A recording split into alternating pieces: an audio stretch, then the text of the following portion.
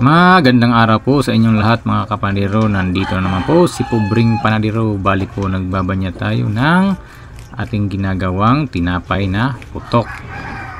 Lagyan lang natin ng banyang na binating itlog nang sa ganoon kumapit po yung ilalagay nating white sugar. At saka dagdag pampalasa na rin yan mga kapanadero. At bali ito nga po mga kapanadero, tayo po yung maglalagay na ng ating white sugar para yung putok natin maganda naman siyang tingnan.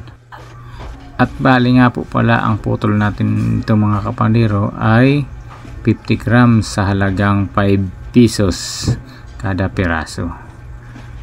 At pagkatapos natin ito mga kapanadero lagyan ng asukal, ito naman ating paalsahin ng kaunting alsa kahit lang mga halimbawa kalahating oras ay pwede na natin isa lang ito nang sa ganon hindi masyadong siksik ang ating ginagawang tinapay na putok.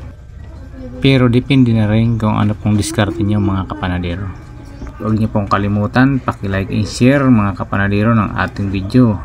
At kung maaari baka pwedeng pakipalo naman kay Pobreng Panadero. At hanggang dito lang po mga kapanadero. Thank you for watching.